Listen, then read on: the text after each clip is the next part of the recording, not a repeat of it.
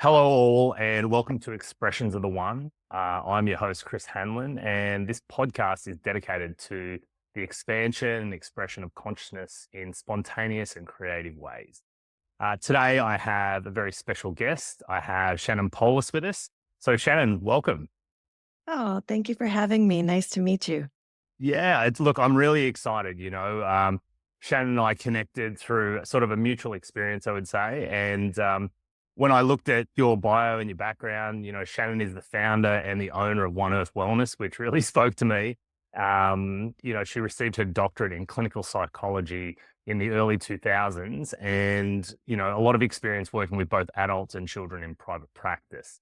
I'm sure we'll dive into it a little bit deeper today because I'm always fascinated by people's own journey to spiritual awakening. But it sounds like, having children and childbirth may have been part of that process for yourself. And that's really helped you to embark on your own healing journey and expanding your practices within, healing modalities such as Reiki, sound healing, and energy work, which is fascinating to me. So I'm really excited, Shannon, to dive in and understand more of like your unique blend of that clinical experience as well as sort of that intuitive, energetic guidance, and just understand how that you're helping people and expanding your own consciousness in the world at the moment. Okay. Um, yeah, well, I was the kind of kid that was always sort of into spirituality, spiritual topics. Um, and so I was raised Catholic, and there were moments when I was a kid that I was like, they're not telling it right. They're not saying how it's really meant to be expressed.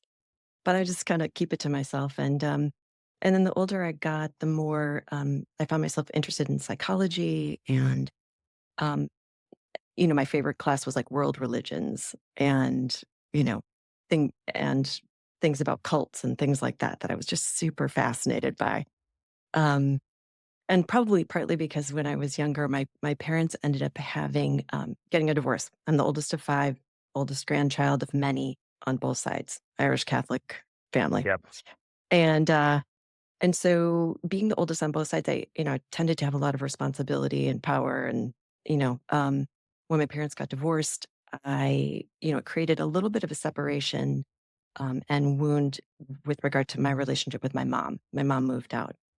Um, and she was somebody who was she was a therapist. She was learning how to get her degree and take care of herself. And she eventually got into Jungian psychology and all those things.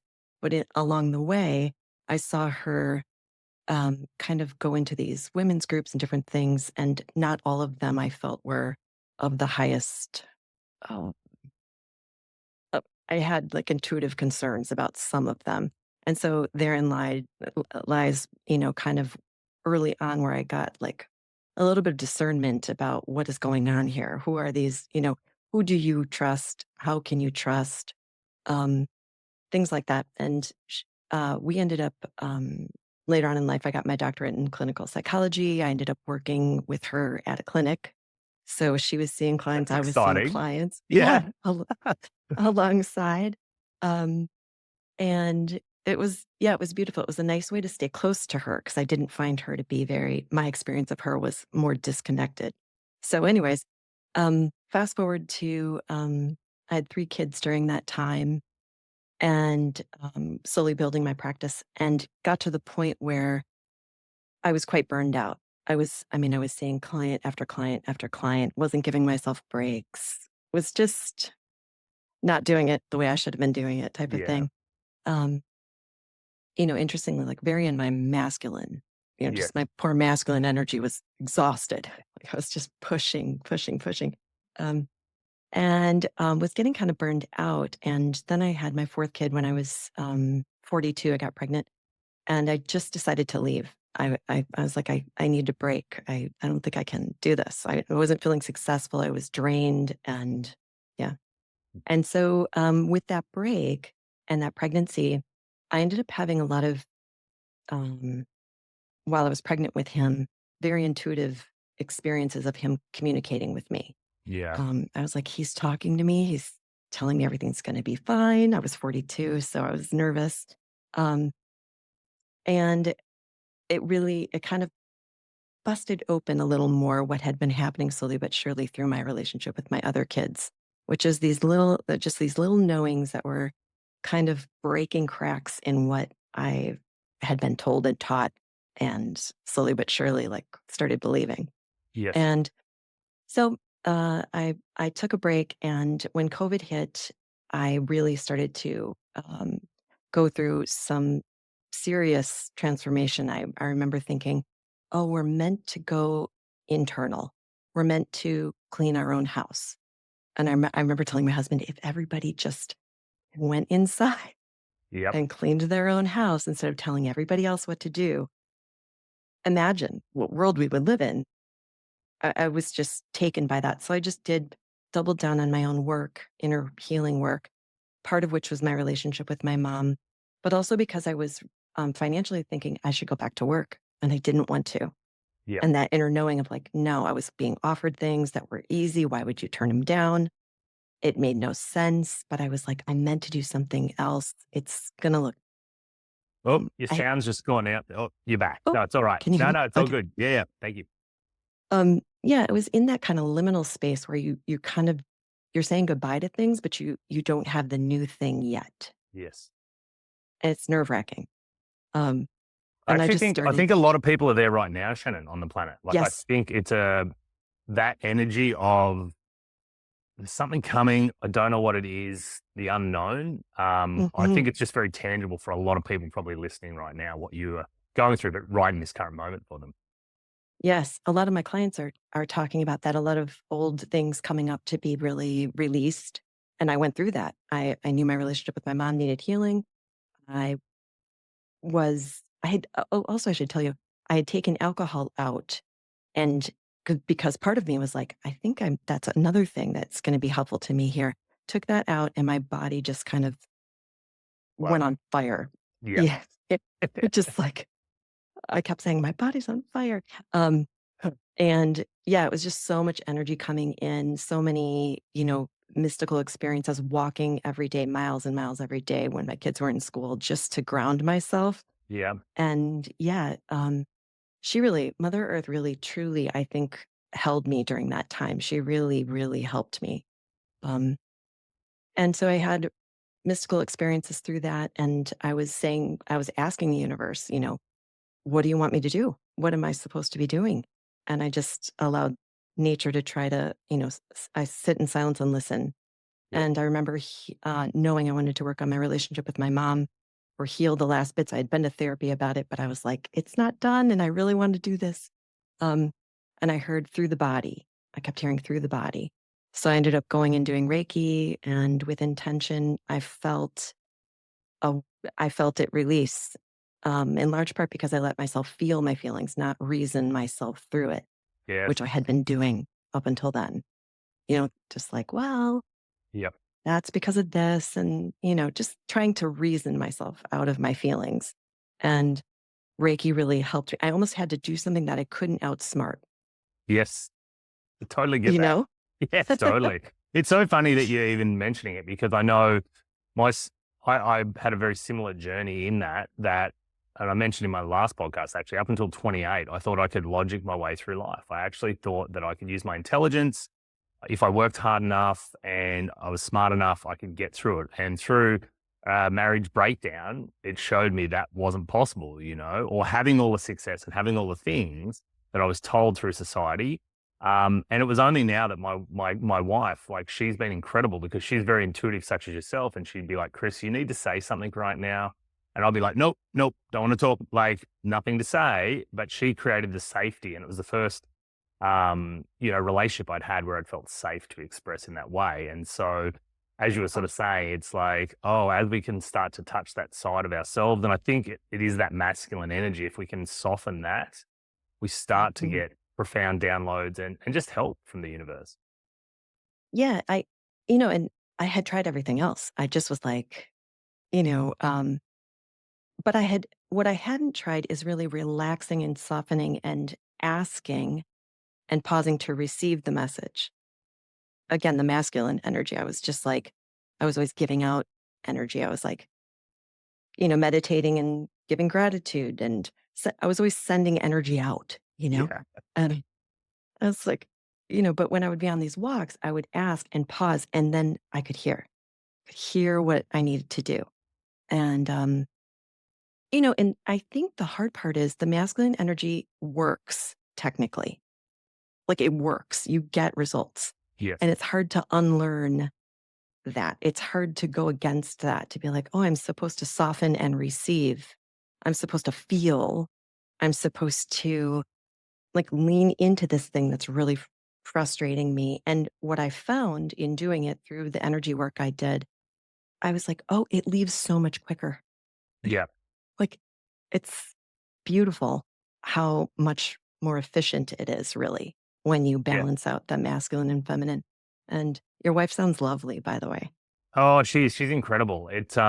She's gone through the big journey with like, the blessing for us is that we came together at that perfect time, both in our evolution. She'd just turned 30.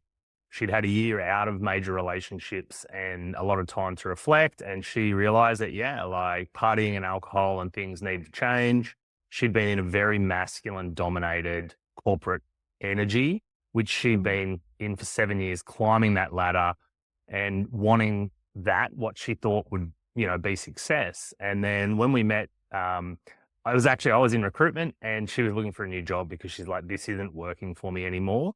And I'd just come out of a separation or just separated, still very, very raw, not looking for a relationship at all. And the universe said, no, no, this is the person that's meant to help you with that. And so for the last, decade, we've been on both a healing and expansion journey in a very similar way, finding tools such as meditation, spiritual community, conscious teachings, which have allowed us, um, it's not new age, it's very much old school. It's wisdom that's been here for a very, very long time.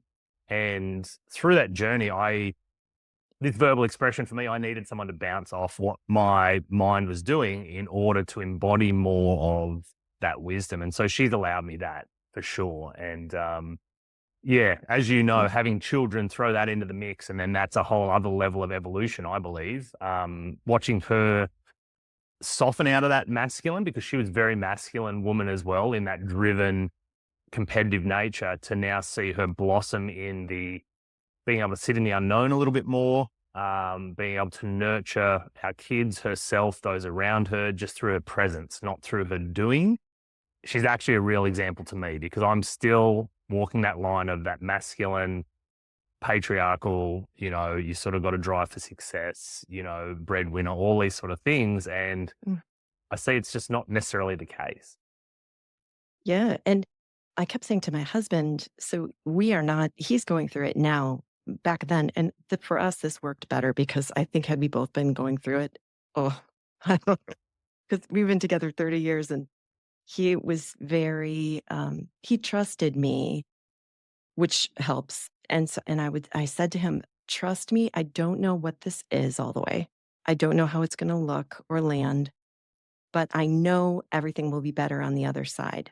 That I know. Like, and there were Yep. certain clear, crystal clear knowings in my bones about certain things. And I just kept following the breadcrumbs and trying to reassure him because physically I was just so raw. I mean, I was so open Yep. um, to, which was great, but overwhelming a little bit. I had to learn my system, kind of learn Yeah. how my system works.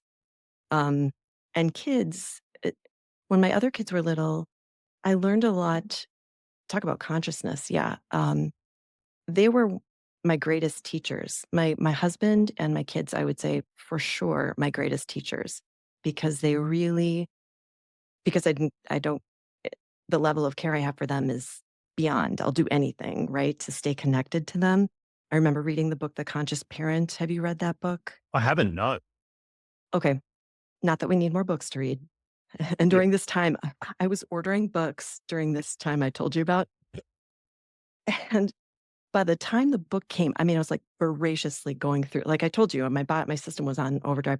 I was ordering books, and by the time they came, I was like, "Yep, overdone. I already got that." And it was Yeah. so I started to say to the universe, "Can I just put it in my Amazon cart, and is that good enough, or do I have to actually purchase it?" because I'm trying really hard here to keep up. Um, Yep. and anyways, but with my kids, I really learned all the aspects of what I had been taught not being true. And I knew it through my experience with my kids, through the school system being told they don't fit this or that, or um, allopathic doctors could never figure out what was Yep. happening with any of them for anything. And I thought to myself, what on earth is going on here? So it just, through them, it cracked so many of the learnings that needed cracking for me to Yes. really get to where I am now. And so I really credit them with a lot of it. And they just loved the whole thing. They supported the whole thing, of course, kids. Yeah. Mhm, Well, it's fascinating because, I'm of the belief that our children choose us and we choose our children. Um, definitely. you know, my beliefs are still unfolding as it comes to this, but, I always sort of believed in the journey of the soul. And I think a lot of that still had to do with the karmic loop that Rebecca and the Masters, actually, who was speaking about earlier, talk about. And I do feel we're moving beyond it, but I know my kids have come into my life for very special reasons, and each of them are so unique, so different, so individual, and yeah, like they challenge me in such different ways. And some of that's a mirror that I see so much of myself, and others, it's totally unique experience that it's helping bring me back into the present. It's really bringing me into the now to go, okay, what can I observe? What can I experience with them? And it actually cracks me up, Shannon, you talk about books. I used to be a voracious reader as well.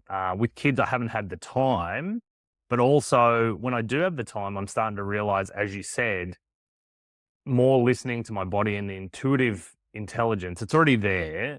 And the books are great. I used to love it. I love the resonance, and I love reading with, like, now I read with my daughter or she's reading to me, and it's a different experience. But my mum said to me when we had our first child, I'm like, "Mum, I haven't had a chance to read these parenting books." She goes, "Don't worry, Chris, the kids don't read them anyway." And I was like, it's so true. They teach them in and of yourself. Yes. And I think that's the divinity they hold within them. It's become one of the biggest joys in my life. And it's not without Oh, challenge, as any parent knows.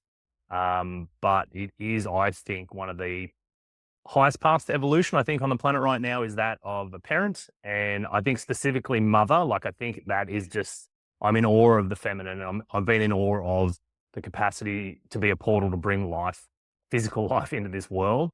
And then the nurturing that it takes in motherhood. And yeah, maybe you can. I'm not sure how you went with it, but I know for my wife, it's been a journey of learning not to lose yourself in that role of mother, not to give all of yourself away, and to honor your own evolution of consciousness during that period of time. oh, most definitely. Yeah. I mean, that was why I burned out before, is because I was not caring for myself.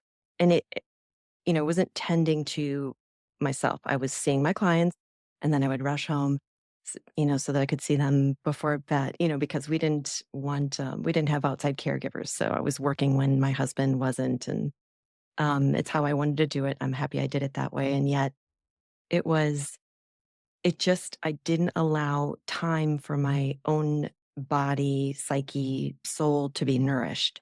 And it didn't work. I saw it not work. And I remember telling my mom at one point, I don't feel successful. And she just kind of looked at me like, what? And I was like, I don't feel successful. And I didn't know what I meant by that, but now I do. I think it's because I had been feeling the feminine wanting to emerge and wanted more of my attention. And I was just suppressing her. I was just Yeah. quieting her a lot. And having my kids, now I see they really, frankly, they thrive when I'm living fully and completely. And so it's less of a top down teaching of how to be and more of just a being of it. And when I started doing that, because I used to feel ridiculously guilty when I was taking these walks, like, I'm sorry, I'll be back. I always come, all just, and my husband is good. He was just like, stop being a martyr. Go, go, go, go. We're good. And, but I hadn't learned, it just hadn't operated that way. And so the more I did that, the more I saw my kids like paying attention to me in a different way. And I could see them better, like authentically, who they really Yeah. truly are versus my projection of them, like, oh, they're doing this because I do this, or they're doing this because of whatever reason. And the truth of the matter is, you can't really see them fully when you're doing that. And so, Yeah. as I kind of excavated my own stuff and I tended to my own wounds and the things that needed to be expressed and changed, it's like I could, it's like the lens through which I saw them just cleared. It's like, oh my, you know, and so there was like a relaxation, like it was like the whole family took a deep breath. Like, Mm. and I do think in this case, both parents are equally important, but I definitely think the portal through which this happens maybe most potently is through the mother.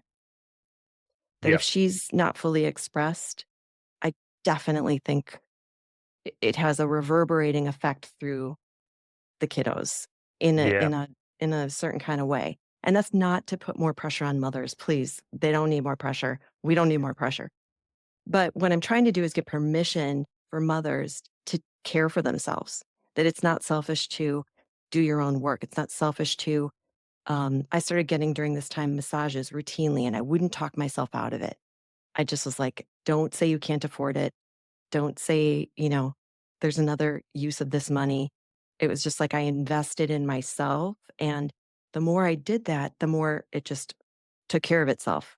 Yeah. It took care of itself. It's like it was almost like the universe waiting for me to pay attention to that. And then the minute I did it, it showed up and just met me there. And so, yeah, I think our kids, I mean, if you're willing to let them be the change makers they came here to be, one of the ways they're gonna make the change, I mean, in society, they're doing it and gonna do it. But through our relationship with them, I think is one of the biggest ways it happens. It's such a beautiful two-way relationship type of, Yeah. So, yeah, I Yeah. don't I've know, seen does it. that resonate? Yeah. Oh, immensely. I've seen my wife breastfeed our children as long as possible. I've seen her give so much, and I've seen her evolve through the three children through that, where giving so much to the point of frustration, not Mhm. allowing self-care, not like feeling Yep. this responsibility. I remember with Emma, our eldest, basically she breastfed her to sleep the whole time, which meant that she was locked into every nap, and it made me feel pretty useless as well as a father when it came to that period of time, right? Like it's just Yeah. something you couldn't do. And then with our second Gabriel, well, we started to figure out not how to do that as much, not to use the boob to get him to sleep.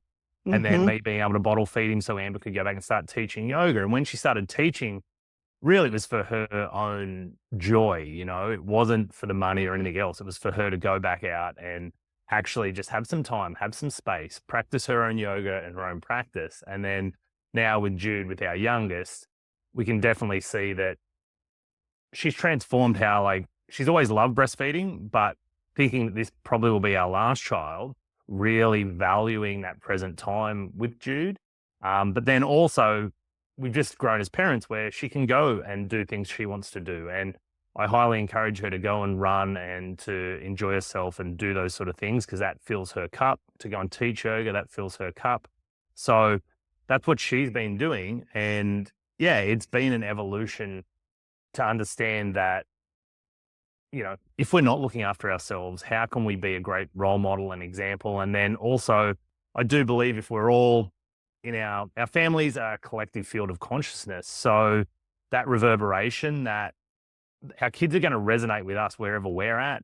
And if Mhm. that's on a lower vibration or it's in a place that isn't optimal, that does ripple through the family. And you see it in, I think, different behavioral ways that the kids sort of may act out or, the conversations that are coming up or, yeah, it can show up in a myriad of ways. And I'm experiencing it with my middle child, Gabriel, at the moment. Like he's a change maker for sure because my eldest daughter, Emma, she's very similar to me in the eldest role, like the same as yourself. And so loves school, likes she likes the praise and the accolades, even though we've been trying to, get away from that. That's what drives her. She has that within her. Whereas Gabe, he's his own race, and he's come here to bring us back to the present, because things can be very, very calm, and he just something will happen and we're all there, and right now he's not listening to me, and I'm like, okay, I'm not listening to myself obviously somewhere, because I know he's 3.5, he's a toddler that is exploring the world, he's male, there's a different energy there, but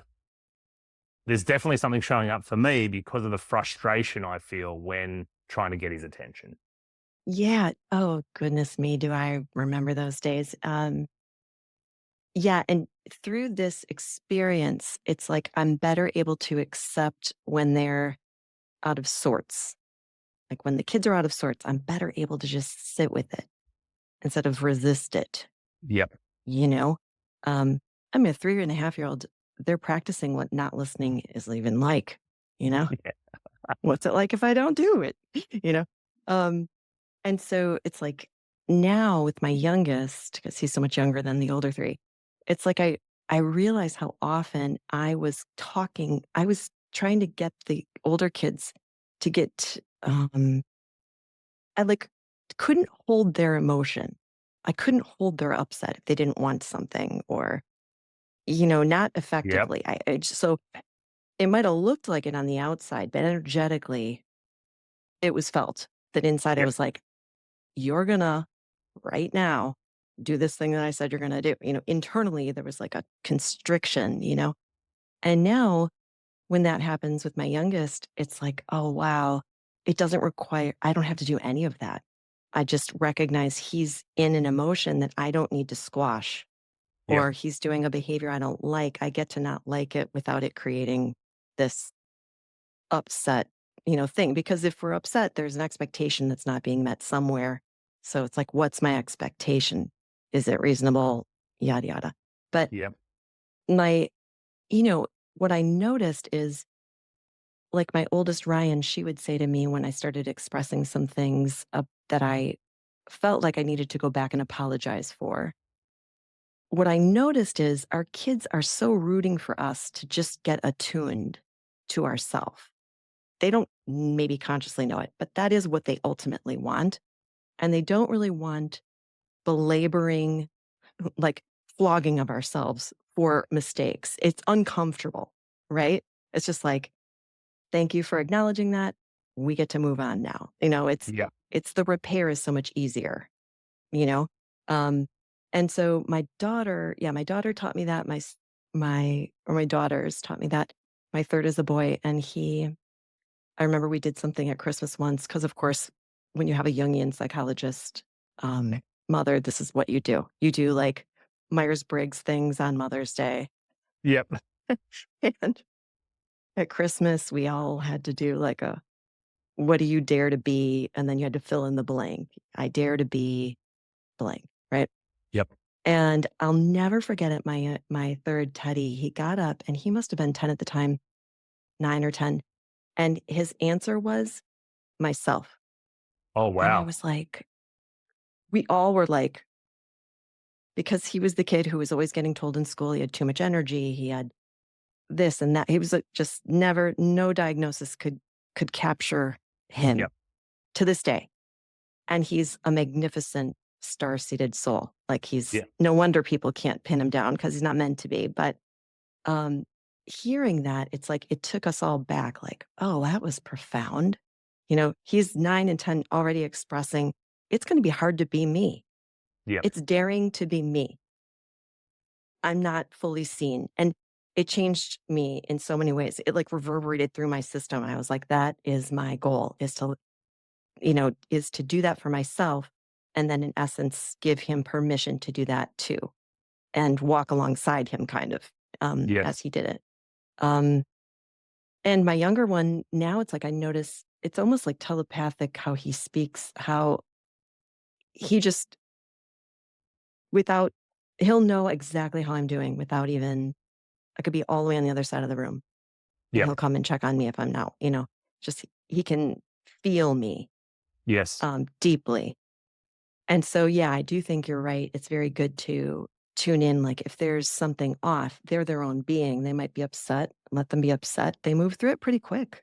They actually Yeah. move through it pretty quick. So fast, right? Like, Yeah, that's what I'm in awe. Like, if they express, they're done. And, it's shown me how I can linger. beautiful. Yeah, it is. It is. Yeah.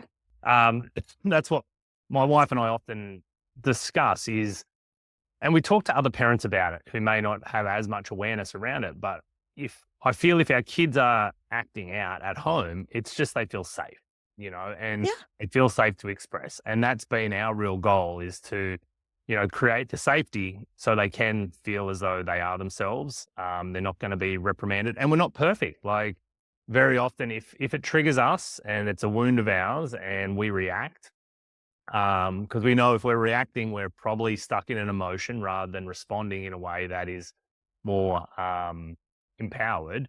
We'll just say Mhm. that to the kids afterwards. We'll go back to them, and even though they're young, we'll just apologize. We'll say, "Hey, look, we didn't act in the way we would like to have then.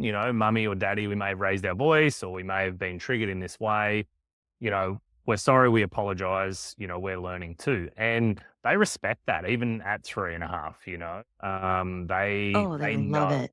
Yeah. And Yeah. so we just Oh, want to show them that it's human also to make mistakes and to take responsibility in that way for them, be aware, self-aware enough to go back and just say, "Hey, look, I'll try and do better next time." yeah, if we don't show that you can have an emotion and move through it, you know, how are they supposed to do it? And so Mm, I do remember my youngest at bedtime one day said to me, he must have been 5 or something. He said, "Well, you're always happy, or you don't get mad." And I was like, "What?" Thinking, "Oh, yeah. what, are you kidding me?" And he said, "No, you don't." And I said, "Oh, huh." I said, "How do you feel about that?" And he said, that he didn't think it was good and that I should be like feeling my feelings, basically. I'm Yeah. thinking, oh, God, okay, wow. So sometimes you think you're doing the right thing by holding it, quote unquote, all together. And yes, you should.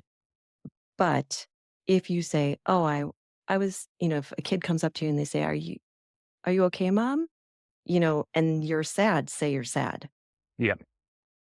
I mean, you're not going to leave it there. You'll say, and then I'm going to do this and that will help me and so on and so forth.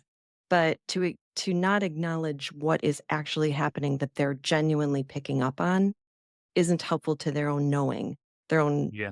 because that's how we, as little kids, I don't know about you, but that's how you lose connection with your knowing is by people telling you something's not happening that you're pretty darn sure is happening. Like Yeah. something is happening, whether you understand it or not, something's happening. But if all the adults are telling me it's not, I guess I must be that inner knowing thing isn't true for me, and that's you slowly get disconnected, which I do think right now most people are trying to reconnect with that inner knowing. And I love helping people with that because we need discernment, and you can't have discernment if you don't know what's true for you. Um, and in so many ways, it's like that walk through those years that I was telling you about.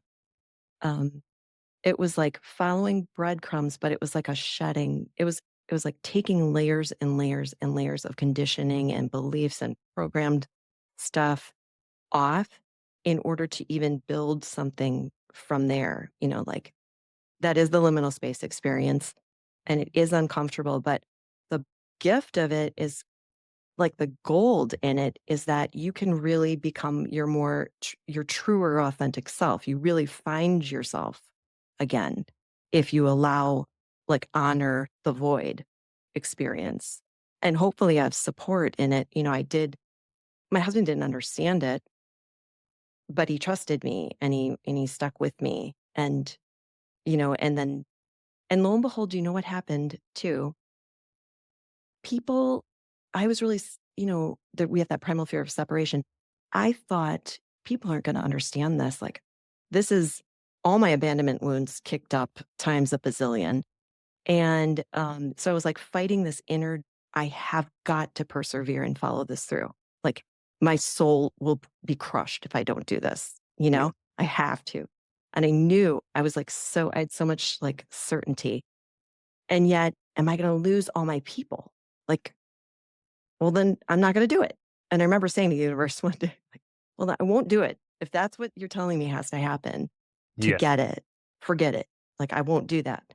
Um, and so it was like navigating those waters. But once I realized, like, when I would go out, I would find people coming over to me and like asking me what I was doing. And I'm thinking, you don't even know what I'm doing. Like, but it was an energy that I think I was giving off that was like, I, people were intrigued. I felt like, just like, what are you doing? And I'm thinking, I don't even know how to describe what I'm doing, but I think that's what people were thirsty for. I think they're thirsty for, like, how do I get to Yeah. this place, you know?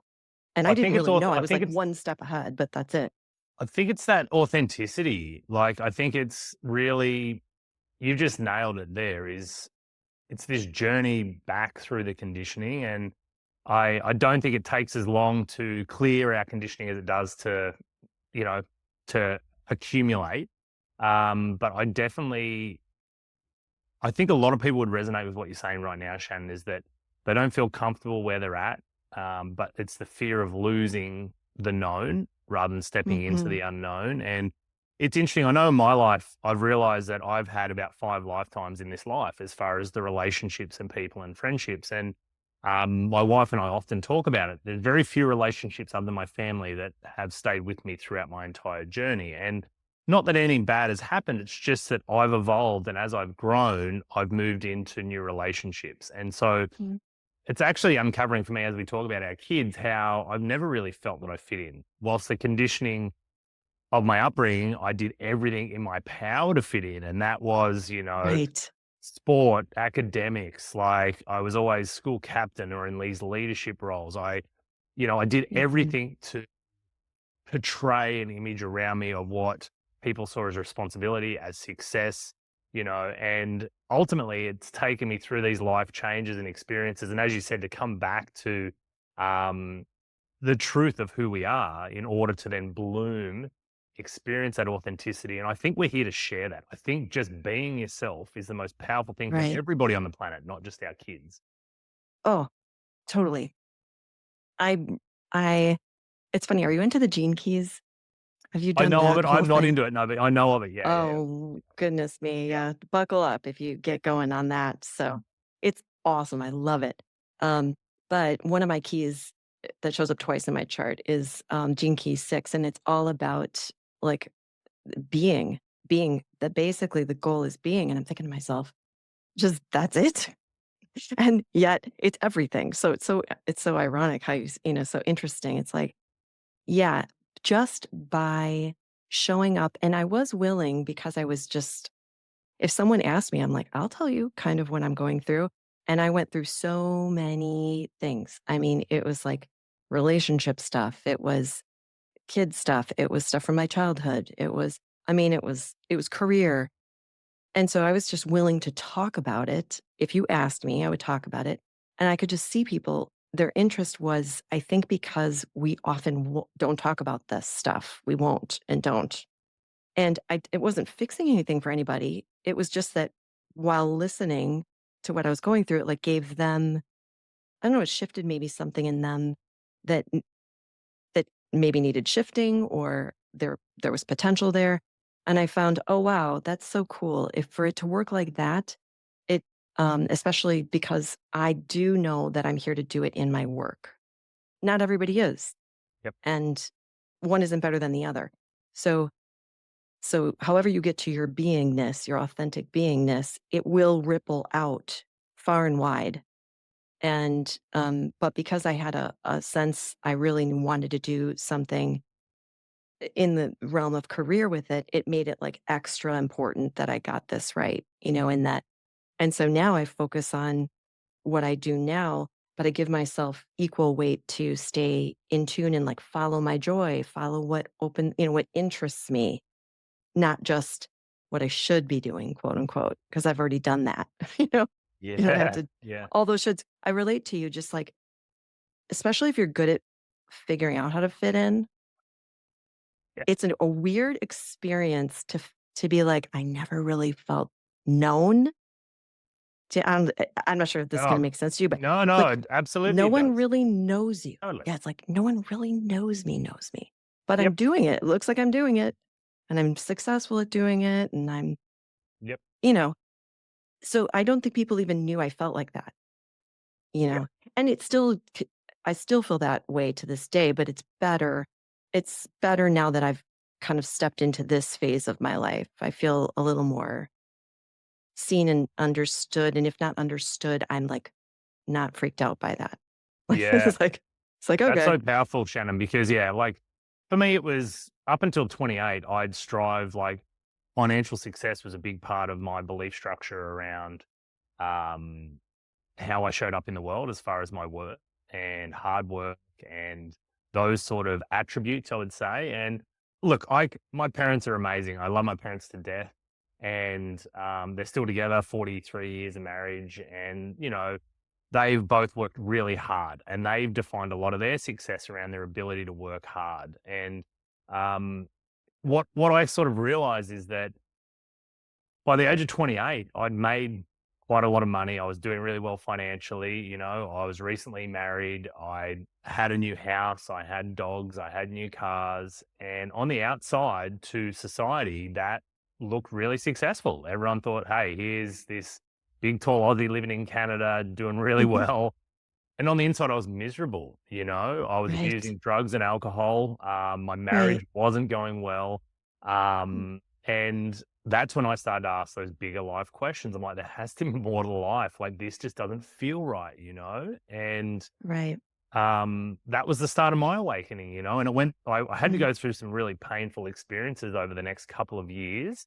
And even there was a bit of a rebound in that too. Like when I thought I hit rock bottom, I hadn't quite hit rock bottom. I actually sort of bobbed up a bit and then went even deeper.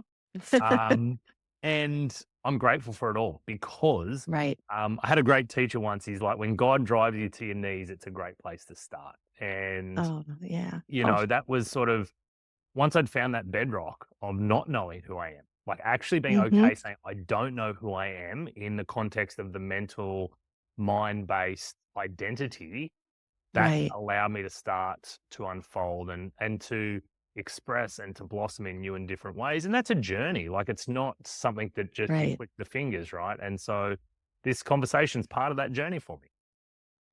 Oh, yeah, I love this conversation. This is my favorite thing to do.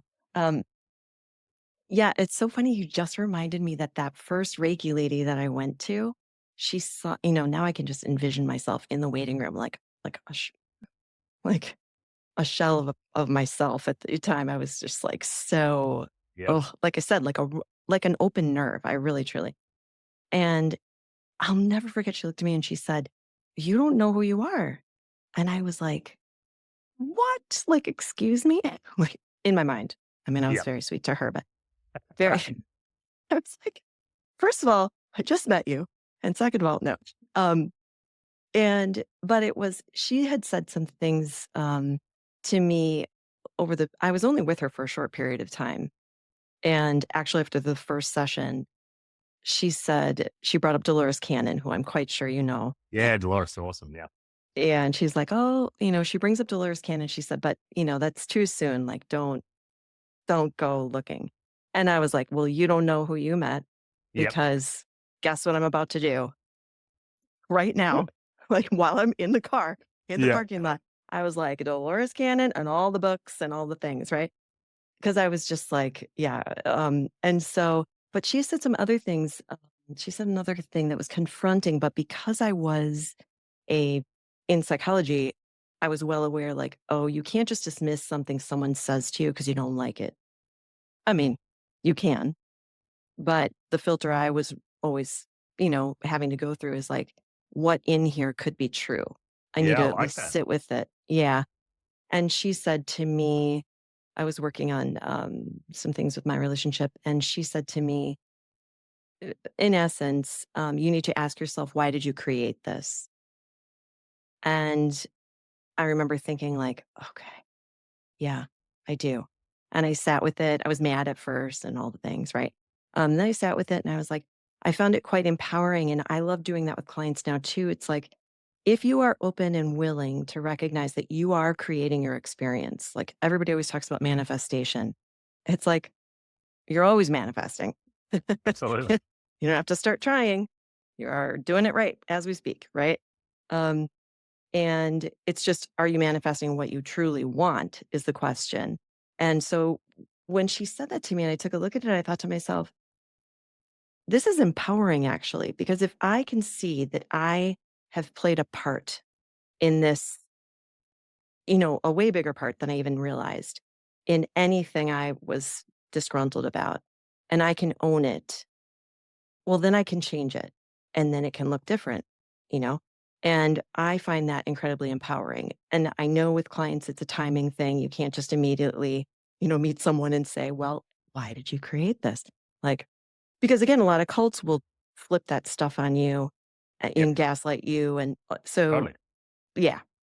Um, so, but I enjoy looking at it from that angle. And I've had too many experiences now, wild, truly wild experiences where it has shown me, oh, wow, it took that shift inside of me to make that magical change. Like what came was magic. Once I saw it, owned it, shifted it, it was like so cool. And I love helping other people kind of unlock that inside themselves. But you have to be willing to give up the victim story of it all, you know?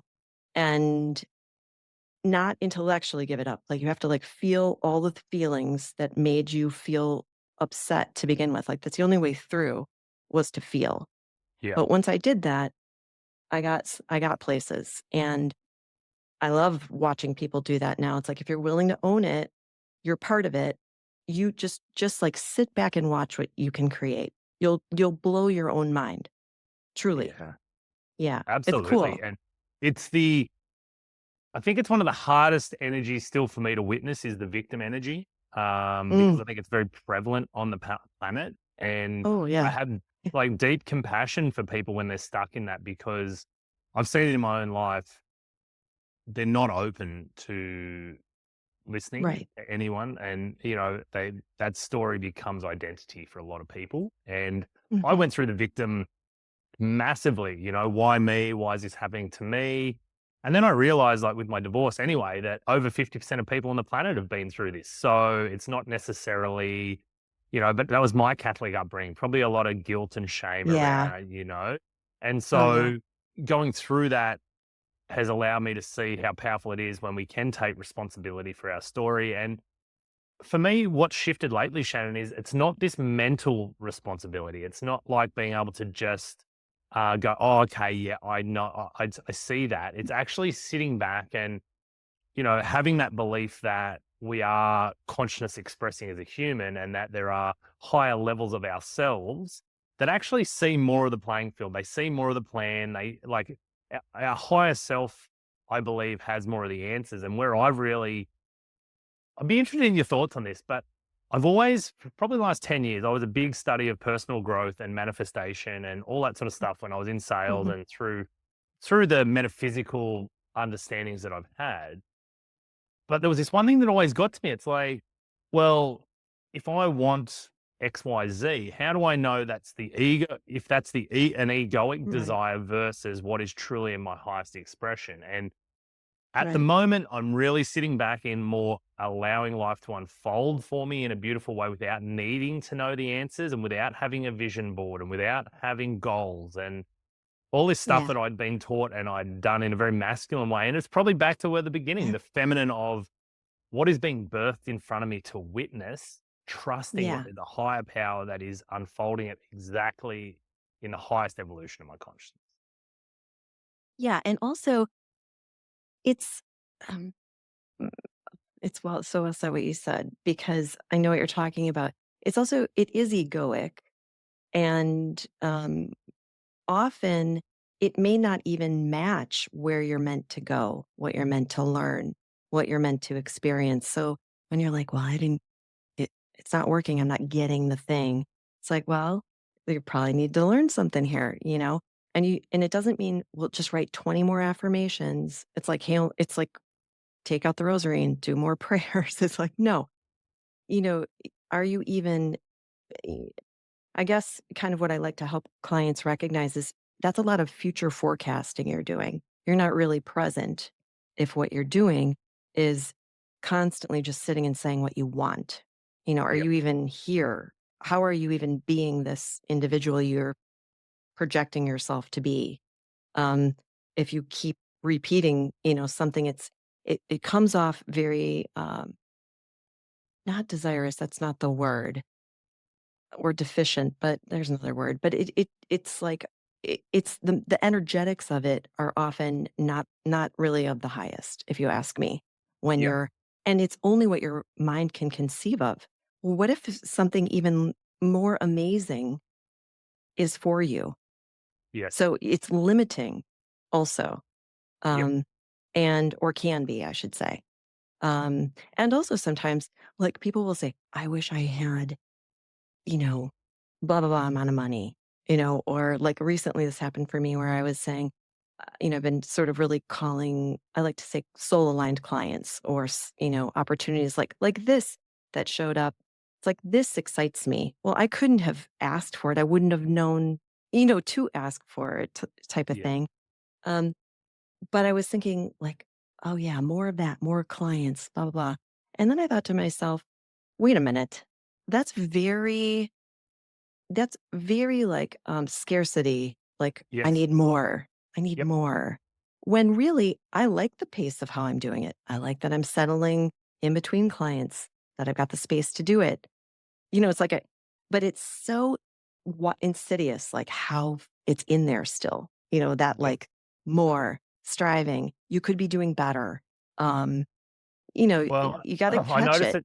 Yeah, I noticed it. Like my wife and I really noticed it a few years ago with social media. Just Oh, yeah. I'd come home and she'd be in a bit of a mood, and I'd be like, "You've been scrolling, haven't you? Like you've been looking at other mums, especially. I think there's Right. this big mum influencer, like Oh, I've got yeah. the career and I've got 5 kids and I'm up at five Oh, thirty and I do this and do that, and it's an experience of consciousness, but I just right. think it's especially with women, I think it's the same for men. I shouldn't say it's either, because it's easy Right. enough for guys to go like, "I should be driving the Lambo," or "I should be hustling," or "I should be doing this." Um, Yeah. for me, that's why I'm trying to empower other dads to go, "Hey, just be a dad. Be present with your kids. Have fun. Like, be a Oh, child yeah. yourself, you know, and be Yeah. okay with that." Our kids don't care what your bank account has in it. They don't care, They what don't. title you have behind your name. But with women, Exactly. yeah, the whole like, I think it's very, uh, as you said, it's nearly a scarcity driven. I need to have self-worth as a woman rather than just going, I'm a woman, I'm a mother. What else? Right. I don't need what else do you need other than to go, I've brought life, I sustain life. Oh, my daughter Maggie said to us like a year ago, she was, we were in the car. It was like we all stopped. Um, she said, we were talking about like career stuff because that's where my kids are right now. And she said, "Is it bad that I just want to be a mom?" And we were like, I was like, "Oh, why would you think that's bad? Like, what?" You know? And so I'm like, oh man, even this generation has that still going on a little bit. I mean, she's 21. Yeah. Um, but yeah, I find that interesting, that whole, what you're talking about. I think it's best, what I have found, let me just put it this way, is that like, yeah, if you know something specific you really want, it's good to envision it. It's good to write it down. It's good to own that you really want it. And why do you want it? Just keep asking yourself, why do you want it? And if you keep asking yourself why, you'll get to some places about where you're feeling, um, a need, something, really, really deep that wants to be filled. But I find it better to ask, what's the feeling you want? The feeling Yeah. creates a lot more opening for it to come in than what does it look like on the outside? But if you start with the feeling, which I did like with my business, I was like, what's the feeling? Freedom. I want freedom. I want to be with my kids. I want to be able to create my own schedule. Right. So, like, once I got the feeling and then I worked from there, what would that even tangibly look like? It helped me build it from the authentic place that I wanted to build it from.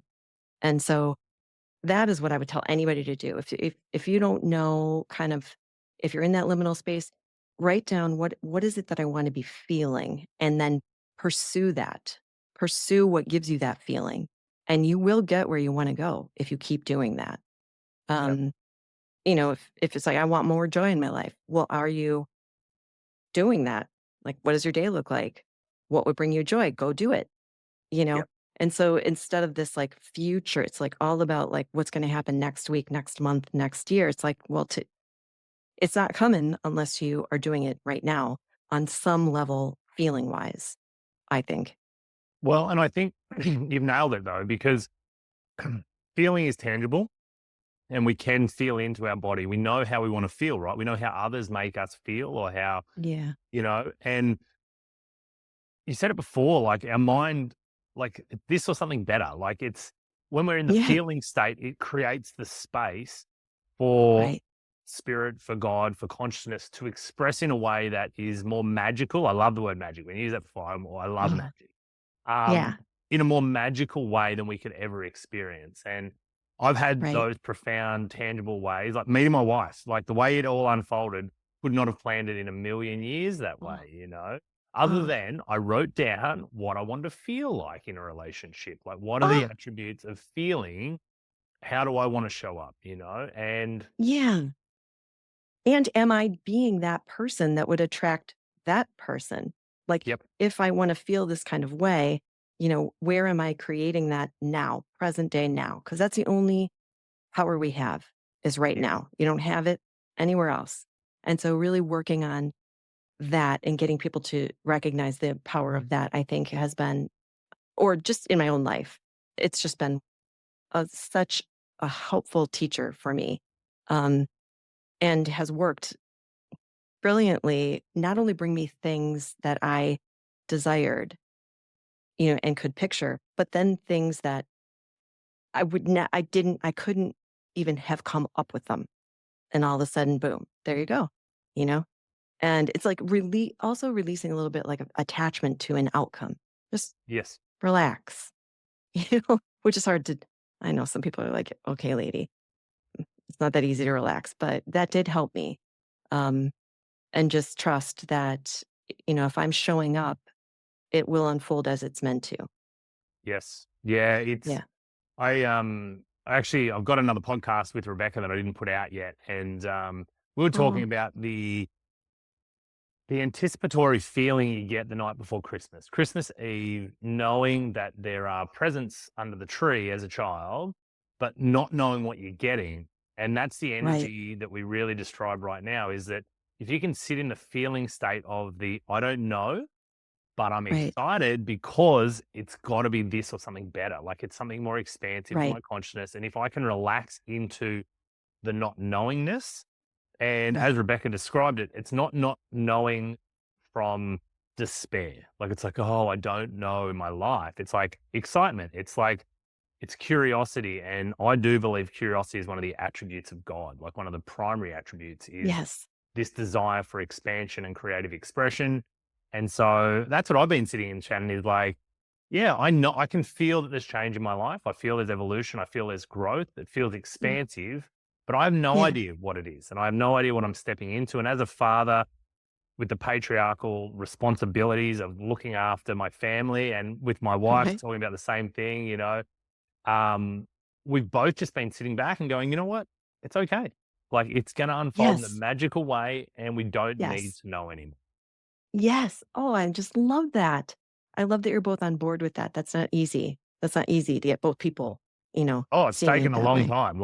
It's taken, it took my wife basically stopping looking at her bank account. She was very Oh, yeah. focused on like, do we have enough money to do this or that or this or that? And then she just sort Sure. of let it go and trusted that I'll Oh, look after us for a while. And oh, I that's just love allowed that. her the space in her life to just go, yeah, it'll be okay. It's fine. It's wild how that works. My husband in August lost his job. I'd worked on my money mindset before. The money mindset's so cheeky, but you know what I mean? Um, and these phrases, like, when I hear them go out, it's like, "Eh." Yeah, I lost a job, and I had really worked, I mean, intentionally worked on my belief system on money, and I was like, "Oh, no, you don't, Shannon. Do not let this one get you." Like, and I just was like, "Everything's gonna be fine. I actually don't think this job is for you anyways, which I hadn't told him because why I was like, I think something better is coming. I'm not worried. I left. I went to the grocery store. When I left the grocery store, I had the thought, I should buy a lottery ticket. And I don't normally think like that. That's Yeah. not a typical.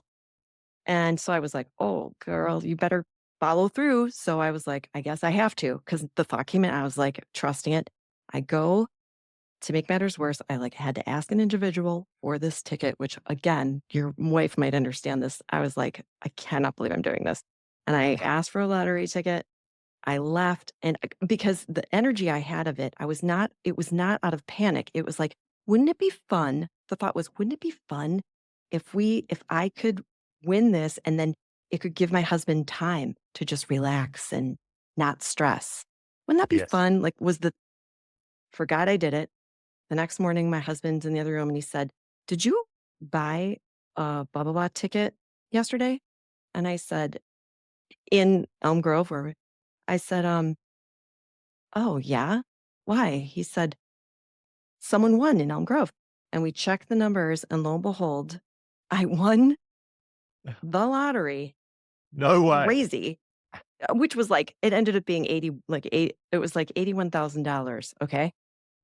What? Like, we were like hysterically laughing. It was ridiculous. Like, this is insane. He was like, this is insane. I'm like, this is crazy. And I remember looking back at it thinking, oh my gosh, like a little wink from the universe. Like, see, you didn't I'm not saying the universe operates like this. I can't possibly know. I'm just saying how I took it was, look at that. I didn't go down the rabbit hole of panic. I didn't say I needed anything it was more like, wouldn't that be wonderful if this happened? And then boom, it did. Yeah. Now that's insane. That's crazy, right? Very next day, like what? Um, so stuff like that, or yeah, just things like that where I'm not attached, but I just kind of throw it out there and then it shows up. That's how I met Rebecca. Then she connected me to somebody else who I had been looking for a while. It's just like really fun ways that's a good example of like, you have no idea what can show up for you. It doesn't have to come one certain sort of way, you know? Yes. And Yeah. I don't know, it was such a fun way to it was a very fun way to experience it. Then I told my Well, I husband he think, had to go claim it. yeah, yeah, yeah. I was like, "I'm not going." You could do it. Yeah. But I think it's fascinating. Like, I think, 81,000, I'm like, that's a salary, right? Like that gives somebody, 6, 12 months of space. Yeah, it did Yeah, what I hoped. I was like, "Wouldn't that be wouldn't that be neat?" But I wasn't totally. like, oh, will we make it through?" And like Yeah. how your wife it's like what you're watching, and how you're operating with everything is relational. Literally everything is relational. So how you're relating to your money is also going to show up in your experience of it. So if you're panicked, there won't be enough. You're going to keep experiencing there's not enough. Yeah. And, starting to realize that, like, oh, I'm in relationship with everything. I'm in relationship to my business. I'm in relationship, to Mother Earth. And really like assessing how am I showing up to that relationship? Is it the way I want to show up?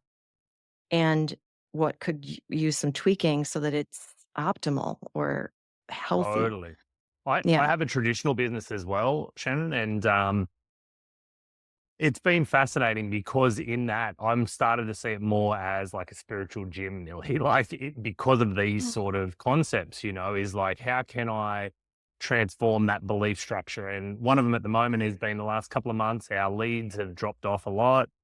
And no scarcity about it. I'm just like, okay, whatever. Maybe there's a bit more time to, like, if we're not as busy, I'm going to go play with my kids. And I've got a business partner. He's great. He also has other Good. interests. We have these conversations. So, if there's space now, rather than trying to fill it out of scarcity with how do I get more clients, but you know what, I'm going to go and Right. play 9 holes of golf, or I'm going to go for a Yeah. or I'm going to do Yes. whatever. And then, as you said, we're having clients contact us. We're having business come to us out of the blue. I love the term out of the blue, but Hmm. out of the Yeah. void, out of the nothingness that I couldn't have planned for, And I think Yeah. there's got to be a bit of a bridge like that for people who are so like I have been very stuck in the you've got to go out and if you work hard, you'll get it. And that works, up to a point because of you are putting intention and energy and effort towards something. But I think it's the Right. law of diminishing returns. I think Totally. you can burn out. I've burnt out so many times on this path. We talked about Please. that, Oh, yeah. but I think people need a bridge because I know you're not, and I'm not sitting here purporting that, as many manifestation teachers have around, you sit down and you just meditate and you vibration right and you write affirmations. Right. It's like, no, no, no. It's a different energy and you're still taking Right. action, but it's more of that inspired action. And sometimes that action is non-action within that business or that area of your life. It might be like, hey, you've got space to go and do this, and that will help over here. Yeah, create. You can create over here, and it can help create over here. Um, and and not to mention the constriction when you think there's not enough of something. That's just not a good way to not a good place to create out of. I told a person once, I would love to like see clients once, and if they didn't come back, that's cool. Because that means they got what they needed. I don't need to create dependency. I don't want to create dependency. And the person was so funny. She's like a CEO, and she was like, "That's a horrible business model." And I said, I know, but you know, especially now we can connect through Zoom. It's like there an abundant amount of people I could meet with. I don't need to be looking at it like there won't be enough people. It's like, yes, there will be, you know? And so, yeah, just like kind of recognizing how we can trap ourselves into thinking there's not enough of something when there really truly is, just depends on how you're looking at it. So, Yeah. No, that's incredible, Shannon. Look, I've really enjoyed this conversation today. So definitely, I would same. love to continue it on another podcast at some point in time. Sure. Yeah. Being mindful of time, I would love if you could just, how can people find you? How can people, if this resonates, yeah, how can people show up in your reality and potentially work with you? Okay, well, my business is called One Earth Wellness, so you can find me at oneearthwellness.com. I do, or on Instagram, it's one.earth.wellness. And the name came on a walk. I said, "What do you want to be called?" And my business told me. Um, and I do sort of like a combination of obviously all my clinical work I can't get rid of. It's all in there. But I have that as a backdrop. Mostly I do intuitive guidance and Reiki energy healing. So it's just like a mix of all of that. Put together depending on the person and what it is that they're coming in to work on. So I do in person and I do Zoom. So remote sessions are possible. And yeah, you check out my website and see if it resonates with you. Amazing. I'll put all that in the show notes. And yeah, I know this conversation certainly resonated with me, and I know there'll be a large audience of people that it resonates with as well. So it's been an absolute honor. And yeah, I'm excited for to have you on again. And yeah, just to continue to express the expansion of our own consciousness and those of others around us. Yeah, thank you for the opportunity. And I loved hearing your story. It's so fun to have conversations like this, you know? It's like I am feeling less alone. So Absolutely. No, and I hope yeah. that's the vibe that people get because I think there's been many people that have maybe been walking this path on their own for a long time or Oh feeling yeah. this way. Yeah. And right now, I know we're at a time where these conversations are more available. Even personally, this is a very authentic expression of who I am based on where I'm moving. And people Right. show up. I don't need to be in fear that there aren't community around me. It can be a global Yeah. community of people resonating with this level of truth and their own level of spiritual growth and awareness. Yeah, well, thank you for including me in what you're creating. I really appreciate it. Awesome. Thanks so much, Shannon. As I said, guys, stay tuned. I'll put everything else in the show notes from today. And yeah, I hope, hope everyone has an incredible rest of the day, no matter what time or where you're hearing this in the world. So thanks again. Thank you.